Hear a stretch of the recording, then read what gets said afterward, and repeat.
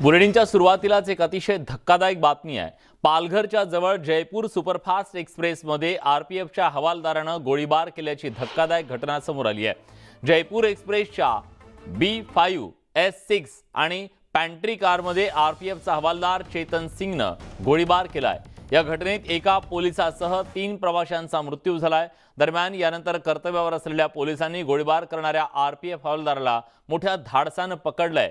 दरम्यान आरोपी हवालदाराची चौकशी सुरू असल्याचं जीआरपीचे आयुक्त रवींद्र शिसवेंनी सांगितलं। चौकशीच्या नंतरच इतर माहिती समोर येईल असंही आयुक्त शिसवे म्हणाले।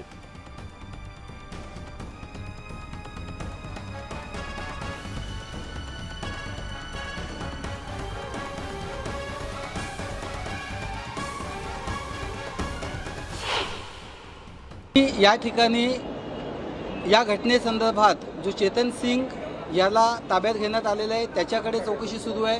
चेतन सिंग बरोबर जे एक कर्मचाऱ्याचा आता मृत्यू झाला, उरलेले दोन कर्मचारी आहेत त्यांच्याकडे चौकशी सुरू आहे। जे पॅन्ट्रीमधले जे कर्मचारी होते किंवा रेल्वेचे इतर कर्मचारी होते त्यांच्याकडे चौकशी सुरू आहे।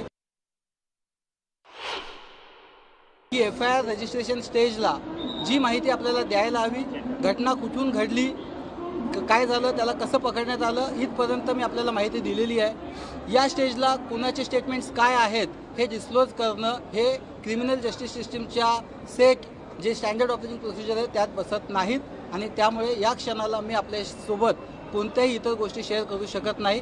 परंतु जो तपास होईल तो अत्यंत ऑब्जेक्टिव्हली वस्तुनिष्ठ पद्धतीनं आणि अत्यंत सखोल होईल याची मी आपल्याला खात्री देतो। 4 लोगों की इंजरी की खबर आई है।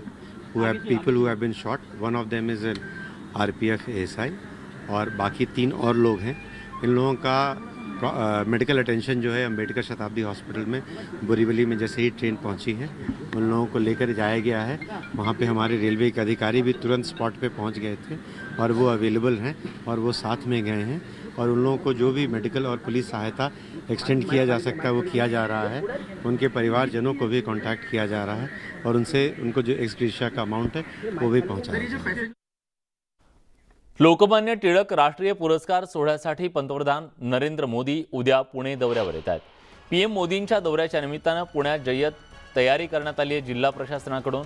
याशिवाय पुणे शहरातील वाहतुकीत काही बदल करण्यात आले आहेत। यावर्षीचा लोकमान्य टिळक पुरस्कार पंतप्रधान नरेंद्र मोदी यांना जाहीर करण्यात आला। हा पुरस्कार स्वीकारण्यासाठी नरेंद्र मोदी पुण्यात येत आहेत।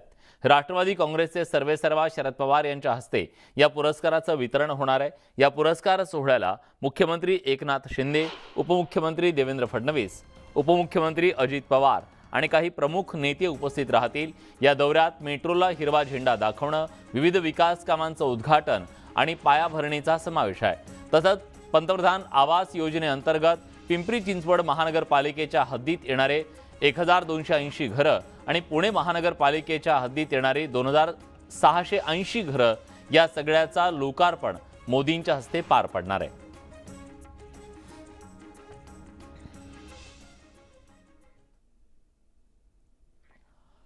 पंतप्रधान नरेंद्र मोदींच्या पुणे दौऱ्याच्या पार्श्वभूमीवर पुण्यात तयारीला वेग आलाय। दौऱ्यामुळे 1 ऑगस्ट रोजी सकाळी 6 ते दुपारी 3 वाजेपर्यंत शहरातील प्रमुख मार्गावरच्या वाहतुकीत काही महत्त्वाचे बदल करण्यात आलेत। या संदर्भात अधिक माहिती देत आहेत आमचे प्रतिनिधी वैभव सोनवणे। पंतप्रधान नरेंद्र मोदी यांच्या 1 दिवसीय पुणे दौऱ्यासाठी पुणे पोलीस सज्ज झालेत। 1-2 नाही तर तब्बल 5000 पोलिसांचा बंदोबस्त जो आहे तो वेगवेगळ्या कार्यक्रमांच्या ठिकाणी असणार आहे। पुणे शहरातला साधारण 7 किलोमीटरचा रोडनं प्रवास असणार आहे, रस्त्यानं प्रवास असणार आहे, ज्याच्यामध्ये दगडूशेठ मंदिरात ते जातील, आरती करतील, त्यानंतर SP कॉलेजच्या ग्राउंडवरती जिथे त्यांना टिळक पुरस्कार देण्यात येणार आहे तिथे ते जातील आणि त्यानंतर विविध प्रकल्पांचं लोकार्पण करण्यासाठी या हेडक्वार्टरच्या ठिकाणी ते येतील। या सगळ्या दरम्यान हे सगळे रस्ते जे आहेत ते पूर्णतः बंद केले जाणार आहेत। त्या संदर्भातला खुलासा जो आहे तो ट्रॅफिक पोलिसांनी यापूर्वीच केलेला आहे आणि सगळ्यात महत्त्वाचं ज्या वेगवेगळ्या संघटनांकडून सातत्याने इशारे देण्यात येत आहेत, मणिपूरच्या पार्श्वभूमीवरती नरेंद्र मोदी यांच्या दौऱ्याला विरोध केला जातोय किंवा आंदोलनं जी आहेत ती केली जातील असं सांगण्यात येतंय। या सगळ्याची अत्यंत कसोशीनं चौकशी जी आहे ती पुणे पोलिसांकडून सुरू आहे। ज्यांच्याकडून आंदोलन करण्याची सूचना देण्यात आलेली आहे त्या सगळ्यांना बोलवून समजावण्याचा प्रयत्न जो आहे तो पुणे पोलिसांकडून सुरू आहे आणि अचानक नरेंद्र मोदींच्या मार्गामध्ये, पंतप्रधानांच्या मार्गामध्ये अचानक येऊन कुणी काही आंदोलन करू नयेत, काळे झेंडे दाखवू नयेत, या सगळ्याची पुरेपूर खबरदारी जी आहे ती पुणे पोलिसांकडून घेतली जाते. वरिष्ठ अधिकारीच नाही तर एसपीजीनं सुद्धा प्रोटोकॉलनुसार सगळ्या ठिकाणी सुरक्षा व्यवस्था चोख असेल. ज्या रस्त्यानं पंतप्रधान जातील ते सगळे रस्ते हे बंद करण्यात येतील इतर वाहतुकींसाठी. अशा वेगवेगळ्या मानकांनुसार हा सगळा बंदोबस्त जो आहे तो डिप्लॉय करण्यात येणार आहे. साधारण 5,000 पोलीस, 100पेक्षा जास्त वरिष्ठ अधिकारी जे आहेत ते या बंदोबस्ताचं नियंत्रण करत असतील. व्हिडिओ जर्नलिस्ट सचिन अन्साटेसह वैभव सोनवणे, न्यूज 18 लोकमत. पुणे भुयारी मेट्रो प्रवासी उद्यापासून पुणेकरांसाठी खुली होतीये. पंतप्रधान नरेंद्र मोदी यांच्या हस्ते या भुयारी मार्गिकेचं लोकार्पण होत आहे. त्याच भुयारी मेट्रोतून आम्ही सिव्हिल कोर्ट ते शिवाजीनगर स्टेशन असा प्रवास केला. या संदर्भात अधिक माहिती देत आहेत आमचे प्रतिनिधी चंद्रकांत फुंदे. मेट्रोचे पेअर आहेत सर, मला सांगा हाऊस द जोश. हा नाही, खूप लोकांमध्ये उत्साह आहे आणि माझ्या मते लोक वाट बघतायत की हा सेक्शन कधी ओपन होणार आहे. कारण हा सेक्शन पुणे शहरातली अत्यंत महत्त्वाची ठिकाणं जी आहेत, आपण म्हणा डेक्कन म्हणा, शिवाजीनगर म्हणा, civil court, Pune municipal corporation, RTO, Pune railway station इथे कनेक्ट होतोय आणि त्याच्यामुळे लाखो पुणेकरांना याचा फायदा होणार आहे. आम्हाला खूप लोकांकडनं हे प्रतिसाद मिळतोय की कधी सुरू आहे ही सेवा. तर नक्कीच आता पुणेकरांना वैशिष्ट्य काय आहे सर? बघा, जे सांगितलं मी तुम्हाला की हे पुण्यातल्या अत्यंत महत्त्वाच्या ठिकाणांना कनेक्ट होत आहे. आणि आता आपण जे स्टेशनवरनं आलो ते सिव्हिल कोर्ट अंडरग्राऊंड स्टेशन आहे. हे भारतातले one of the deepest station पैकी आहे. साधारणतः जमिनी मला वाटतं आलोय आपण शिवाजीनगर. हो शिवाजीनगर आलोय. सर, पहिली भुयारी रेल्वे स्टेशनची सफर पुणेकरांसाठी खरं तर हे एक पर्वणीच ठरणार आहे आणि ऐतिहासिक दिवस असणार आहे. कारण ज्या पद्धतीनं या मेट्रोची आता ह्या स्थानकाची रचना केली आहे, सगळ्यात देशातलं सगळ्यात भुयारी म्हणजे अंडरग्राऊंड स्टेशन हे पुणे असणार आहे. तर ही एक पुण्याच्या अभिमानाची प्रवासाचा आनंद कसा घेतला? अप्रतिम आहे आणि ज्या पद्धतीने रचना आहे ती खूप छान आहे. म्हणजे बघा, आपण ट्रेन आलो सुद्धा पहिलं स्टेशन म्हणजे सिव्हिल कोर्ट ते इकडं शिवाजीनगर पर्यंत आलोय ना आपण. थेट पुण्याच्या भूगर्भातून पुन्हा जमिनीवरती आलो. हाच आनंद पुणेकर आता रोज घेणार आहेत उद्यापासून. व्हिडिओ जर्नलिस्ट गणेश कदमसह चंद्रकांत फुंदे, न्यूज 18 लोकमत, पुणे. पंतप्रधान नरेंद्र मोदी यांच्या कार्यक्रमाला शरद पवार यांच्या उपस्थितीवरून आता महाविकास आघाडीत जबरदस्त नाराजी उमटू लागली आहे. मोदी यांना टिळक पुरस्कारासाठी शरद पवार कार्यक्रमाला उपस्थित असणार आहेत. शरद पवार यांच्या उपस्थितीनं काँग्रेस आणि उद्धव ठाकरे गटाचे नेते नाराज झाल्याचं कळतंय. काँग्रेस पक्षाचे नेते शरद पवार यांच्याविषयी राहुल गांधी यांच्यासोबत चर्चा करणार असल्याची माहिती सूत्रांनी दिली आहे.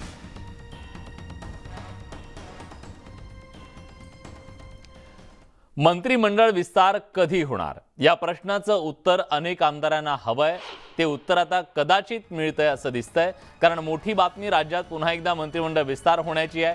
शिंदे फडणवीस सरकारचा चौथा आणि शिंदे फडणवीस पवार सरकारचा दुसरा शपथविधी होण्याची शक्यता आहे. विधिमंडळाचं पावसाळी अधिवेशन संपल्यानंतर मंत्रिमंडळ विस्तार होण्याची शक्यता आहे अशी खात्रीलायक माहिती न्यूज 18 लोकमतला सूत्रांकडून मिळतेय. प्रत्येकी 7 असे एकूण 21 आमदार राज्यमंत्री पदाची तर 6 आमदारांना कॅबिनेट मंत्रीपदाची शपथ देण्यात येणार आहे. मंत्रिमंडळाच्या विस्तारात भाजप आणि शिवसेनेच्या काही मंत्र्यांची खांदेपालट होण्याची शक्यता आहे. मंत्रिमंडळ विस्तारासोबत पालकमंत्री पदं दिली जाण्याची शक्यता आहे.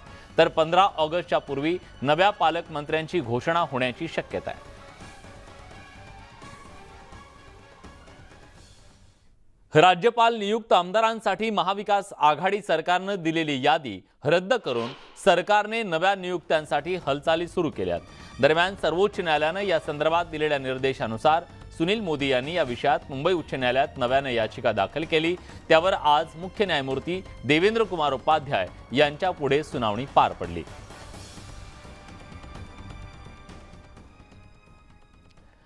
तर आमदार अपात्रतेची कार्यवाही पुन्हा लांबणीवर पडली आहे. सुप्रीम कोर्टात केस लिस्टिंग न झाल्यानं ही सुनावणी लांबणीवर पडली आहे. विधिमंडळ कार्यालय वेट अँड वॉचच्या भूमिकेत असल्याचं सुद्धा सूत्रांकडून कळतंय.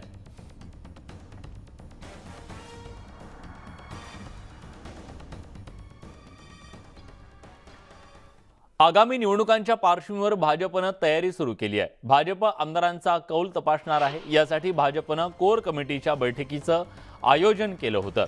या बैठकीत वॉर्डनिहाय मतदारसंघांचा आढावा घेण्यात आला. त्यानुसार कोर कमिटी सदस्यांवर 2 ते 3 विधानसभा मतदारसंघांची जबाबदारी देण्यात आली आहे. 51% जास्त मतं किती मतदारसंघात मिळतील याचं सर्वेक्षण करण्याचा निर्णय घेण्यात आला. यात प्रत्येक घटकाचा कौल कोणत्या पक्षाला आहे याची माहिती घेण्यात येणार आहे.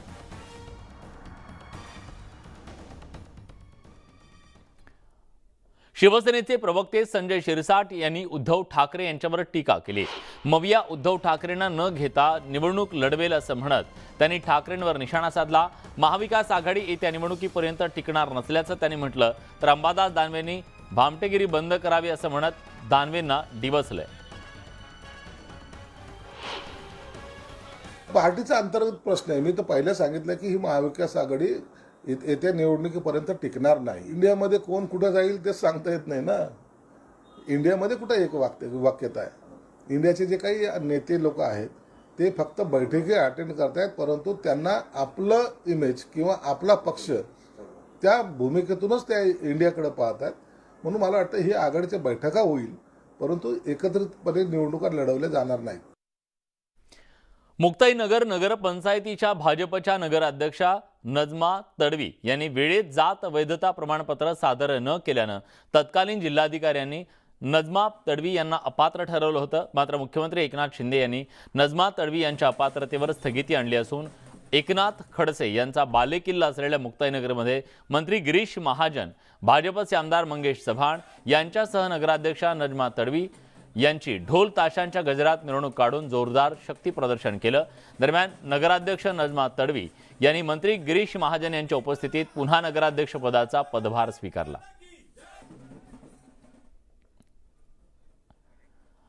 वादग्रस्त विधान केल्यानंतर संभाजी भिडे हे बुलढाण्यातल्या खामगावात दाखल झाले. यावेळी भाजप आमदार आकाश फुंडकर यांनी संभाजी भिडेंची भेट घेतली आहे.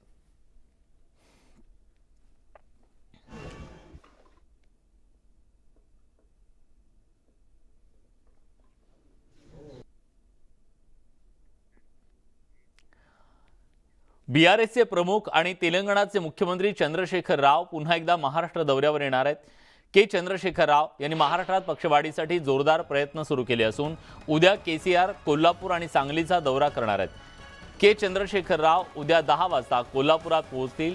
यावेळी ते अंबाबाईचं दर्शन घेऊन शाहू महाराजांच्या समाधीला अभिवादन करणार आहेत. तसंच सांगलीच्या वाटेगावमध्ये अण्णाभाऊ साठेंच्या जयंती कार्यक्रमाला देखील ते उपस्थित राहणार असल्याचं कळतंय.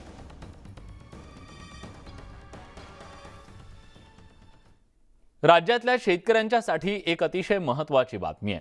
नैसर्गिक आपत्ती, कीड आणि रोगासारख्या प्रतिकूल परिस्थितीमुळे लागवड ते कापणी पश्चात पिकांचं नुकसान टाळण्यासाठी आणि शेतकऱ्यांचं आर्थिक स्थैर्य राखण्यासाठी प्रधानमंत्री पीक विमा योजना शेतकऱ्यांसाठी वरदान ठरतेय. कर्जदार, बिगर कर्जदार, भाडेपट्टीवर शेती करणाऱ्या शेतकऱ्यांना ₹1 नाममात्र दरात पीक विमा काढता येतो. पीक विमा काढण्याची शेवटची तारीख 31 जुलै होती, ती आता 3 ऑगस्ट करण्यात आली आहे. शेती कामात शेतकरी व्यस्त आहेत. राज्यातल्या ग्रामीण भागात इंटरनेटची समस्या आहे. सर्व्हर डाऊन असताना शेतकऱ्यांना याच्यापासून वंचित राहावं लागू नये यासाठी राज्य सरकारनं हा शेतकऱ्यांना एक दिलासा दिलाय. नंतर तुमचं पुन्हा एकदा स्वागत. तुम्ही पाहताय महाराष्ट्र अनलिमिटेड. राहुरी तालुक्यातल्या उमरे गावात ट्यूशन आणि महाविद्यालयात जाणाऱ्या विद्यार्थिनींचं जबरदस्तीनं धर्मांतर करण्यात येत असल्याचा प्रकार समोर आला. दरम्यान यानंतर उमरे इथल्या पालकांनी आपल्या मुलींना शाळेत पाठवणं बंद केलंय. या प्रकरणातील आरोपी गजाआड झालेत. मात्र अजूनही पालकांमध्ये भीती असल्यानं त्यांनी मुलींची शाळाच बंद केली.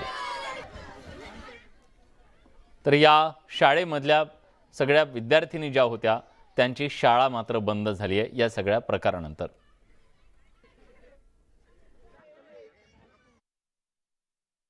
राहुरी तालुक्यातील उमरे येथील अल्पवयीन शालेय मुलींना धर्मांतराकडे लोटण्याचा जो प्रकार आहे तो घडल्यानं मोठी खळबळ उडालेली होती.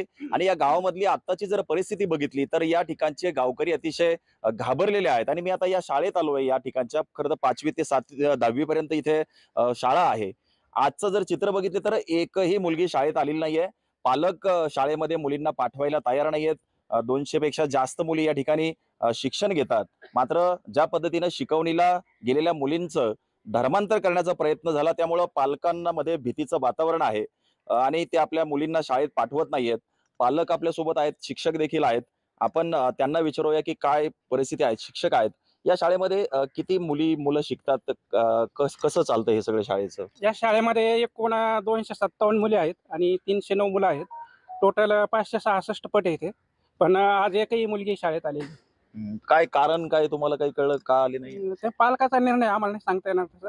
पालकांनी पाठवले. शिक्षक वाट बघतायत मुलींची, मात्र शाळेत आज आलेले नाहीये. काही पालक आपल्या सोबत आहे. का मुलींना तुम्ही पाठवत नाहीये शाळेमध्ये? आमच्या मनामध्ये अशी एक भीती व एकंदरीत 4 दिवसापूर्वी झालेला प्रकार पाहिला तर आम्ही ग्रामीण भागातले माणसं असल्यामुळे आम्ही थोडी इज्जतीला जपणारी माणसं आहे. आम्ही ही घाबरट परिस्थिती आमच्यामध्ये एकदम घाबरट तयार झालेली आहे, त्यामुळे आम्ही मुली शाळेत पाठवू शकत नाही. आता जो गुन्हेगारांवरती जो कारवाई व्हायला पाहिजे होती ती अजूनपर्यंत झाली नाही. त्यामुळे कुठेतरी गावकऱ्यांमध्ये भीतीचं वातावरण आहे. त्यामुळं शाळेमध्ये आपल्या मुलींना कुणीही पाठवायला तयार नाहीये. हरीश दिमोटे, न्यूज 18 लोकमत, अहमदनगर. सोलापूर जिल्ह्यात गेल्या 8 दिवसापासून संततधार पाऊस पाहायला मिळतोय. जिल्ह्यातील अनेक भागात रस्ते चिखलमय झाले. रस्त्याच्या अनेक भागात पावसाच्या पाण्यानं डबके साचल्याचं दिसलं. सोलापूर जिल्ह्यातील केम गावात टेम्पो चालकाला डबक्यात साचलेल्या पाण्याचा अंदाज आला नाही. केम रेल्वे बोगद्याजवळ टेम्पो चिखलात रुतून बसल्यानं चालकाला चिखलामध्ये लोळून आपला टेम्पो बाहेर काढण्याची वेळ आली. त्यामुळे केम गावाकडे जाणारी वाहतूक काही प्रमाणात खोळंबली. चिखलात माकलेल्या चालकाचा व्हिडिओ सोशल मीडियावर व्हायरल झाला.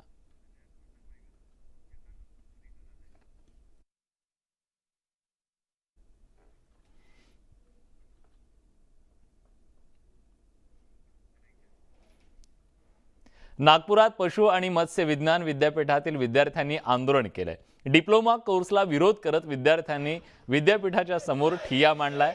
राज्यात खाजगी पशु वैद्यकीय महाविद्यालयाचा घाट घातला जात असल्याचा आरोप करण्यात आला.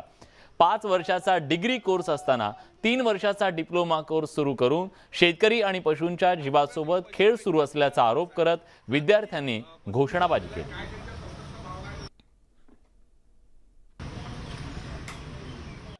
नागपूरमध्ये महाराष्ट्र पशु व मत्स्य विज्ञान महाविद्यालयाच्या विद्यार्थ्यांनी जे आहे ते विद्यापीठाच्या गेट समोर आंदोलन करायला सुरुवात केलेली आहे आणि विद्यापीठात कोणालाही प्रवेश जे आहे ते देऊ दिला जात नाही आहे.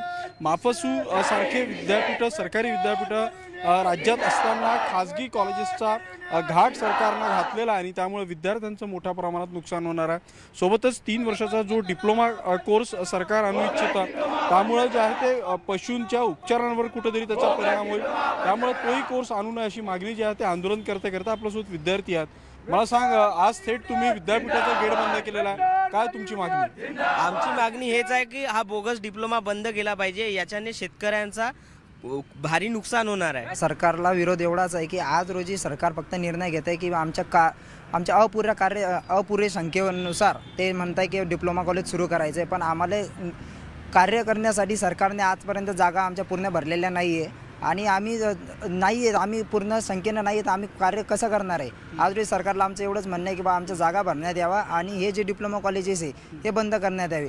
नक्कीच आपण पाहतोय की आज या विद्यार्थ्यांच्या आंदोलनाचा हा 5वा दिवस आहे. विद्यार्थ्यांनी सरळ गेट समोर आंदोलन केल्यामुळे जे आहे ते विद्यापीठात प्रवेश कर्मचारी देखील करू शकत नाही आहे. आमच्या मागण्या रास्त आहेत, त्यामुळे सरकारनं आमच्या मागण्यांचा विचार करावा. खाजगी कॉलेज आणि डिप्लोमा कोर्सेस जे आहेत ते अंमलात आणू नये अशी मागणी या विद्यार्थ्यांकडून केली जात आहे. व्हिडिओ जर्नलिस्ट प्रशांत मोहितेसह उदय तिमांडे, न्यूज 18 नागपूर. जळगाव जिल्ह्यातल्या नशिराबाद इथं शेतात काम करत असताना एका शेतमजूर महिलेला सर्पदंश झाल्यानं तिला आरोग्य केंद्रात दाखल करण्यात आलं. मात्र नशिराबादच्या आरोग्य केंद्रात एकही कर्मचारी उपस्थित नव्हता. न्यूज 18 लोकमतनं या संदर्भातली बातमी दाखवून धक्कादायक वास्तव समोर आणलं. न्यूज 18 लोकमतच्या बातमीची तालुका वैद्यकीय अधिकाऱ्यांनी दखल घेतली. तालुका वैद्यकीय अधिकारी डॉक्टर संजय चव्हाण यांनी प्राथमिक आरोग्य केंद्रात येऊन डॉक्टर आणि कर्मचाऱ्यांची बैठक घेतली. यावेळी गैरहजर असलेल्या डॉक्टरांना जाब विचारून त्यांना नोटीस देण्यात आली.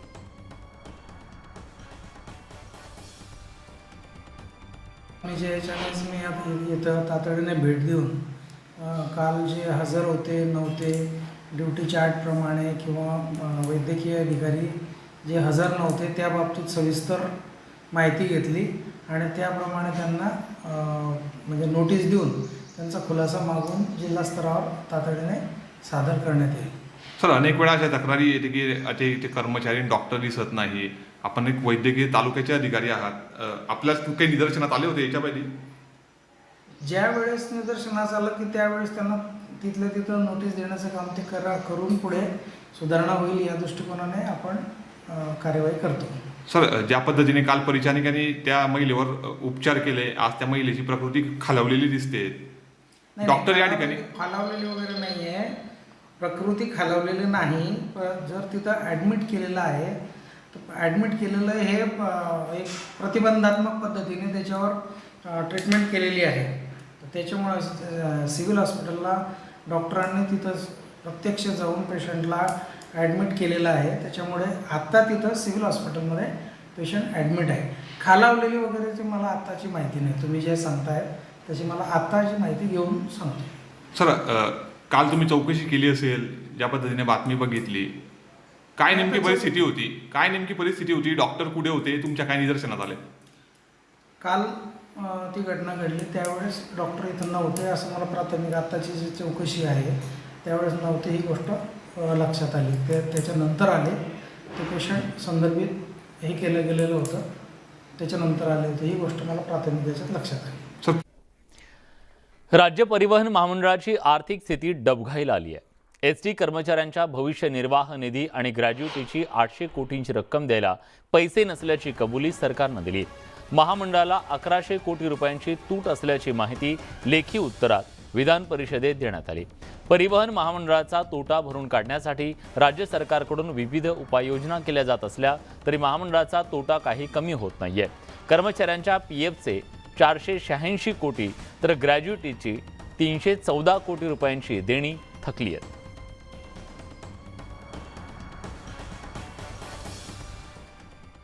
तर एसटी महामंडळाच्या अनेक बस तिकडे भंगारात आहेत, मात्र तरीही त्या रस्त्यावर धावताना पाहायला मिळत आहेत.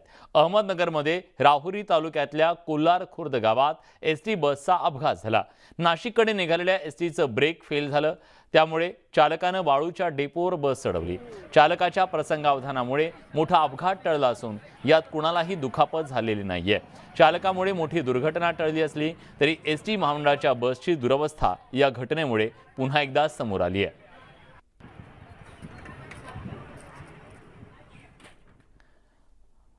लातूर जिल्ह्यात जुलैमध्ये अनेक भागात मुसळधार पावसानं हजेरी लावली. मुसळधार पावसानं जळकोट आणि निलंगा तालुक्यात मुसळधार पावसानं शेतकऱ्यांच्या जमिनी खरडून गेल्यात, त्यामुळे शेतकऱ्यांचं मोठं नुकसान झालंय. या पावसामुळे 400 एकर जमीन नापीक बनली आहे. तकरीबन 4 एकरची नुकसान झालेले. 4 एकरमध्ये धोंडा येऊन बसलेला आहे. पूर्ण पण वाहून गेले साहेब. तो का पूर्ण सोयाबीन, तूर, उडीद, मूग पूर्ण वाहून गेले. पूर्ण धोंडे येऊन बसल्यात शेतामध्ये. पुरे डोसके इतके गारी पडल्यात शेतामध्ये, धोंडे पडल्यात. आमची परिस्थिती लई गंभीर आहे साहेब. नुकसान झालेलं आहे. त्या नुकसानाचं सुद्धा NDRFच्या निकषाच्या वरी जाऊन आम्ही प्रचंड मोठी त्या ठिकाणी मदत करणार आहोत. कालच राज्याचे मुख्यमंत्र्यांनी विधानसभेमध्ये आणि अजितदादा पवार साहेब, देवेंद्र फडणवीस साहेबांनी विधानसभेमध्ये त्या ठिकाणी घोषणा केली. म्हणून मी आज पाहणी केल्यानंतर सगळा अहवाल परत मी जिल्हाधिकारी महोदय, डेप्युटी कलेक्टर, सर्व अधिकाऱ्याशी इथून गेल्यानंतर त्या ठिकाणी मी चर्चा करणार आहेत आणि योग्यरित्या एकही शेतकरी शासनाच्या अनुदानापासून वंचित राहणार नाही याची काळजी मी त्या ठिकाणी घेणार आहे. लातूरमधल्या जळकोट तालुक्यात पुलाअभावी नागरिकांना जीवघेणा प्रवास करावा लागतोय. मरसंगवी या गावात शेतीकडे जाण्यासाठी पूल नसल्यानं कमरेएवढ्या पाण्यातून ग्रामस्थांना प्रवास करावा लागतोय. प्रशासनाकडे याबद्दल अनेकदा पाठपुरावा केला, पण पूल बांधण्यात न आल्यानं नाराजी व्यक्त होतीये. पाण्यातून जाताना येताना अनेक वेळा अपघात झाले, तर मुसळधार पावसात जनावरं वाहून गेली. त्यामुळे नदीवर पूल उभारण्याची मागणी नागरिक करतायत. आमचं म्हणणं याचं की एवढं बंधारा व्हावं आणि कसं लेकरं बाळाचा एवढं त्रास आहे. लेकर काही पाण्यातून आपटून पडतात, जनावर शेळ्या वाहून जातात. वर्षाच्या 12 महिने आम्हाला हेच आहे. शेती संपूर्ण इकडेच आहे जास्त नदीच्या पलीकड. आणि कसं आहे एवढं त्रास होतं बा लेकराला जायला, अति त्रास होते. एवढं बंधारा केलं तर लई धन्यवाद होईल आपलं. आम्हाला लई अडी अडचण आहे इकडं. कमरे एवढ्या पाण्यातून जावा, उरा पाण्यातून जावा. इथं 2-3 बाऱ्या बुचकाळ्या खालो. इथं सगळं दुनियाची अडचण झाली. 2 वर्षाच्या नंतर इथं बुचकाळ्या खाली मी. काय करावं, काय बी करणार गेले, कोण बघणार बी गेले, काय बी नाही. बरं केलं तर बरं झालं की मग. बरेच जणांना आणि नेते मंडळींना सुद्धा विनंती केलेली आहे की आमच्यासाठी काहीतरी सुविधा करा. तो कोणताही व्यक्ती येऊन, कोणते आमदार, खासदार यांना सुद्धा आम्ही लेटर दिलेले आहेत, त्यांना लेटर पॅड दिलेले आहेत. त्यांनी आतापर्यंत या गावामध्ये पुनर्वसन करण्यासाठी सुद्धा त्यांना आम्ही लेटर दिलेले आहेत, पण त्यांनी आमच्याकडे बघण्याची कसलीच प्रकारची तयारी नाही आहे. यानंतर आपण थेट जातोय बुलढाण्याला, खामगावमध्ये, जिथं काँग्रेसच्या कार्यकर्त्यांनी आंदोलन केलेलं आहे संभाजी भिडे यांच्या विरोधात. सिद्धार्थ गोदाम आपले प्रतिनिधी आपल्यासोबत आहेत. सिद्धार्थ, काय परिस्थिती आताची? परिस्थिती तणावपूर्ण आहे, कारण मराठा आणि दलित संघटनांचे काही तरुण या ठिकाणी आले. त्यांनी घोषणाबाजी केली, काळे झेंडे दाखवण्याचा प्रयत्न या ठिकाणी केलेला. आणि आपण बघतोय की दुसऱ्या बाजूला सुद्धा संभाजी भिडेंचे कार्यकर्ते सुद्धा घोषणा करतायत. मात्र या ठिकाणी काळे झेंडे दाखवले गेले. त्या तरुणांना पोलिसांनी लगेच गाडीत टाकून ताब्यात घेऊन या ठिकाणाहून काढून दिलेले आहे. तर दुसऱ्या बाजूने आपण बघतोय संभाजी भिडे यांचे धारकरी सुद्धा या ठिकाणी घोषणाबाजी करतायत. पोलिसांचा मोठा बंदोबस्त आहे. विलास, आपल्याला माहित आहे संभाजी भिडेंच्या या कार्यक्रमाला सर्व जाती धर्मातील संघटनांनी विरोध केला आणि त्यानुसार या ठिकाणी कार्यक्रम होईल की नाही अशी परिस्थिती होती. मात्र संभाजी भिडे स्वतः या ठिकाणी इथले आमदार आकाश फुंडकर यांच्या गाडीमध्ये आले आणि त्यांना या हॉलमध्ये सोडण्यात आलेलं आहे. आणि त्याच्या काही वेळातच या संघटनांच्या तरुणांनी या ठिकाणी विरोध सुरू केलेला आहे, काळे झेंडे दाखवलेले आहेत. मात्र त्यांना ताब्यात घेऊन पोलिसांनी लगेच इथून हलवलेलं आहे. मात्र आता आपण बघतोय धारकरी सुद्धा या ठिकाणी घोषणाबाजी करतायत. वातावरण तणावाचं आहे. काही तरुण या ठिकाणी आले होते, मात्र अजून बऱ्याच संघटना या ठिकाणी आंदोलन करण्याचा इशारा त्यांनी दिलेला आहे. त्यामुळं हा जो परिसर आहे तो तणावपूर्ण आहे.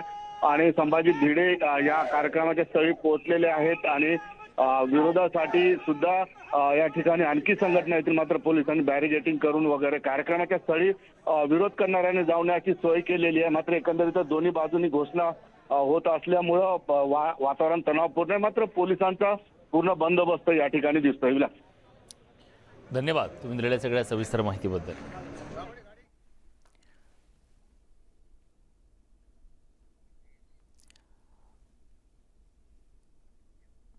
मुंबईला पाणी पुरवठा करणाऱ्या 7ही धरणांमध्ये रविवारी 74% पाणीसाठा जमा झाला. पाणीसाठा वाढलेला असला तरी 10% पाणी कपात रद्द करण्यासाठी अजून मुंबईकरांना प्रतीक्षा करावी लागणार आहे. ऑगस्टच्या पहिल्या आठवड्यात आढावा घेऊन पाणी कपातीबाबतचा निर्णय घेण्यात येणार आहे.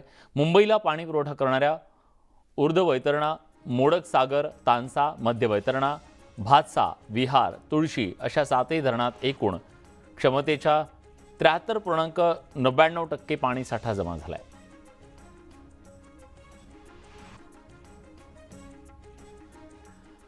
नांदगाव शहरातील आनंदनगरसह इतर भागात गढूळ पाणी पुरवठा होत असल्यानं नागरिक हैराण झालेत. अशात हातात गढूळ पाण्याच्या बाटल्या घेऊन महिला रस्त्यावर उतरल्या. त्यांनी नांदगाव ते छत्रपती संभाजीनगर मार्गावर रास्ता रोको केला. अचानक करण्यात आलेल्या या आंदोलनानं पोलिसांची तारांबळ उडाली. दरम्यान स्वच्छ पाणी पुरवठा करण्याचं आश्वासन नगर परिषदेच्या अधिकाऱ्यांनी दिल्यानंतर आंदोलन मागे घेण्यात आलं.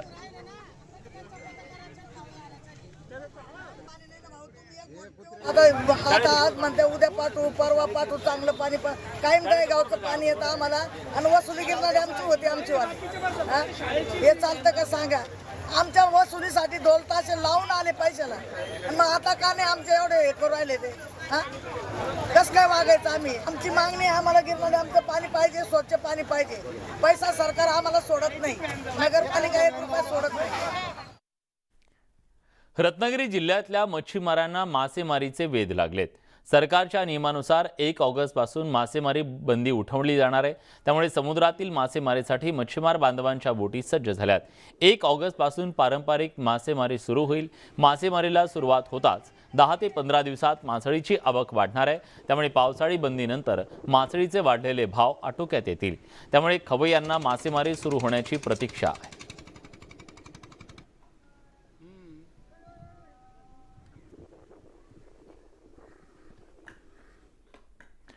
पर्यटन स्थळांवरती गेल्यावर फोटो आणि सेल्फी काढण्याचा मोह अनेकांना आवरत नाही.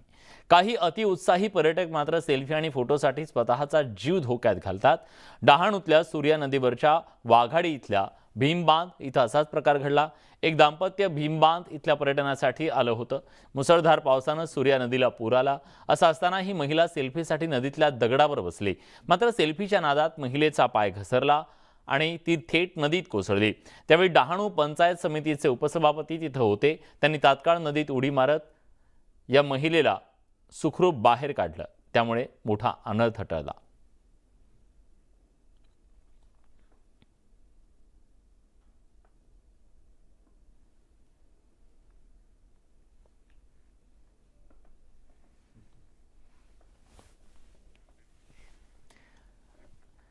रायगड जिल्ह्यातल्या सुधागड तालुक्यात मुरगगडावर ट्रेकिंग करणं एकाला महागात पडलंय.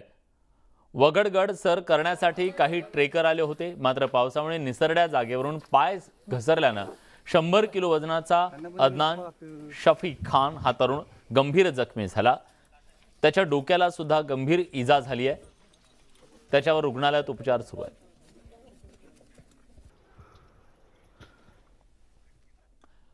कोल्हापूर शहराची एकेकाळची तहान भागवणारा, आता निम्म्या शहराला पाणी पुरवठा करणाऱ्या ऐतिहासिक कळंबा तलाव आता पूर्ण भरलाय.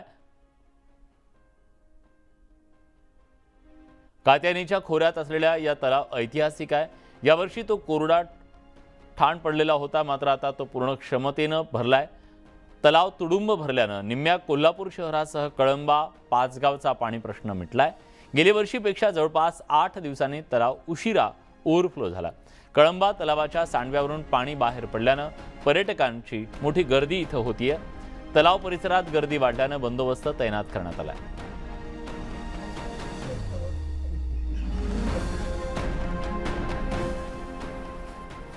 उशिरा का होईना पण पावसानं जोर धरला असून कोरडी पडू लागलेली धरणं आता पुन्हा भरू लागली आहेत.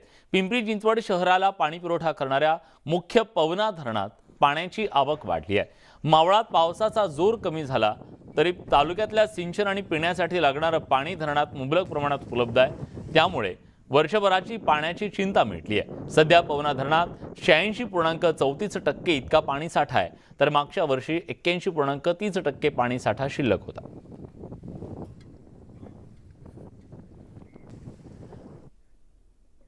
टोमॅटोला अनेक वर्षांमधला उच्चांकी दर मिळतोय. जुन्नर बाजार समितीच्या नारायणगाव उपबाजारात 20 किलोच्या क्रेटला हंगामातील आणि मागील अनेक दशकांमधला उच्चांकी भाव मिळाला. 20 किलोच्या क्रेटला 3100 रुपयांचा भाव मिळाला.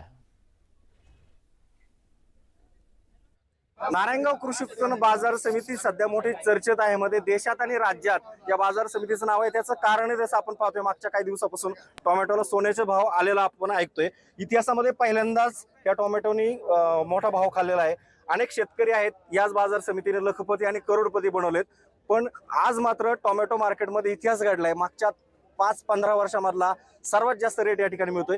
आजचा रेट काय मिळालेला आहे दादा? तुमचे टोमॅटो किती आणले तुम्ही विकायला? या ठिकाणी आम्ही आज 83 कॅरेट आणलेले आहेत आणि आजचा रेट 3100 रुपये मिळालेला आहे. यापूर्वी इतका रेट कधी मिळाला होता का? यापूर्वी इतका रेट कधीच मिळाला नव्हता. परंतु या मागच्या वर्षी जर बघितलं, मागच्या आणि त्याच्या गेल्या वर्षी, तर 2 वर्षी शेतकऱ्यांची अवस्था अतिशय बिकट होती. म्हणजे मे महिन्यात सुद्धा टोमॅटो अगदी याच मार्केटला टोमॅटो फेकून द्यायला लागत होती. आणि त्याच्या बातम्या सुद्धा आम्ही केल्या होत्या ज्यावेळेस शेतकऱ्यांनी फेकून दिलेला माल. खरं तर हे वास्तव होतं. आज 4 पैसे मिळत आहेत पण सगळ्यांना मिळत नाहीत. पण आज तुमचे किती पैसे झाले आजच्या दिवसाचे? आजच्या दिवसाचे या ठिकाणी आमची 83 जाळे आहे. आम्ही 4-5 शेतकरी आहेत आणि त्याचे 2,57,000 रुपये झालेले आहे. नक्कीच हा एक आनंद वेगळा असेल. कधी दुःख सुद्धा चेहऱ्यावरती होतं. फेकून देण्याचा या सोन्यासारख्या मालाला वेळ आली होती. बाजार समितीचे व्यवस्थापक आहेत, मला सांगा काय हिस्ट्री आहे मागच्या अनेक दिवसाची टोमॅटोची? 2004 पासूनची हिस्ट्री अशी आहे का आजच्या इतिहासामध्ये हा पहिल्यांदाच 3100 रुपये बाजार झाला आहे. नाही तर यापूर्वी कंटिन्यू 1 महिनाभर 2000च्या पुढेच बाजार राहिलेत. ह्या वर्षी आवक काहीतरी 17 लाख क्रेटची आवक आली. मागच्या वर्षी 40 लाख क्रेटची आवक होती आपल्या बाजार समितीच्या आवारामध्ये. दिवसेंदिवस आवक पण घटत. साधारण किती दिवस हाच रेट टिकून राहील? अजून 1 महिना व्यापाऱ्यांना विचारलं आपण, 1 महिना बाजारभाव अजून टिकून राहणार आहेत. Video Smita Shinde sir, Raichand Shinde, news 18 Lokmat, Narayangaon, Pune. फाटक्या नोटा कुणीही घेत नाही, त्यामुळे फाटकी नोट जवळ असेल तर आपल्याला टेन्शन येतं. मात्र फाटक्या नोटांचं हे विकतचं दुखणं घेऊन कोऱ्या नोटा देणारी एक व्यक्ती सध्या चर्चेचा विषय ठरली आहे. फाटक्या नोटा घेणारे हे आहेत उल्हास देशमुख. त्यांच्या टोपीवर ठळकपणे फाटक्या नोटा घेतो असं छापण्यात आलंय. बीड जिल्ह्यातील सर्व आठवडी बाजारांमध्ये उल्हास देशमुख फाटक्या नोटा गोळा करतात. आठवडी बाजारात छोटे मोठे व्यापारी आणि ग्राहक मोठ्या संख्येने येतात. मात्र अनेकदा फाटक्या नोटांच्यामुळे व्यापारी आणि ग्राहक यांची मोठी अडचण होते आणि हीच अडचण उल्हास देशमुख दूर करतात. फाटकी नोट घेतल्यामुळे स्वखुशीनं उल्हास देशमुख यांना कमिशन सुद्धा दिलं जातं आणि त्याचवरती त्यांचा संसार चालतो. पावसात भिजलेल्या, जळालेल्या व जीर्ण झालेल्या नोटा माझ्याकडे येतात. त्या नोटा मी व्यवस्थित त्यांना किंमत लोक फेकून देतात, ते मी चलनात आणतो व त्यांना योग्य किंमत देतो. त्यामुळे मला शेतकरी वर्ग, व्यापारी वर्ग एक 10 रुपयाचे मला कमिशन देऊन मी त्या नोटा घेतो. पावसात भिजलेल्या आणि उंदरांनी कुरतडलेल्या नोटा बँका घ्यायला तयार नसतात. त्यामुळे व्यापारी सुद्धा उल्हास देशमुख यांची वाट पाहत असतात. फाटक्या नोटातून लोकांच्या व्यवहारामध्ये न येणारे जे पैसे येतं ते चलनामध्ये आणण्याचं काम तो व्यक्ती जवळपास 10-15 वर्षापासून करत आहे. आणि त्या पद्धतीने लोकांचा जो फायदा होतो, जे नुकसान झालेल्या वस्तू तो फायदा करून देतो. हे धंद्याचे स्टेशनरी धंद्याचे नोट आहे 10-20 रुपये आलेले. बँकेवाले घेतात का? नाही घेत, बँकेवाले घेत नाही. मग आता नेमकं कुणाकडे करावं लागतं तुम्हाला? ती फाटलेली नोटा येते नाही, हमेशा येते 15 दिवसाला, महिन्याला, तर ते सासून ठेवून ह्यांना द्यावं लागतं. खराब झालेल्या नोटा कुणीच स्वीकारत नाही. अशा वेळेला सगळ्यांनाच उल्हास देशमुख यांचीच आठवण येते. बाजारामध्ये ज्या फाटक्या नोटा घेणारा जे येते ते आमच्या फाटक्या नोटा आमच्याकडे बऱ्याच दुकानांच्या असतात आणि त्या बँकेत पण घेत नाहीत, दुकानदार घेत नाहीत. देशाच्या चलनाची सगळ्यांनी काळजी घेणं गरजेचं आहे आणि त्यासाठीच उल्हास देशमुख यांचं हे अनोखं कार्य जिल्ह्यात चर्चेचा विषय ठरलाय. सुरेश जाधव, न्यूज 18 लोकमत, बीड. एक छोटासा ब्रेक, कुठे जाऊ नका, पहा फक्त न्यूज 18 लोकमत.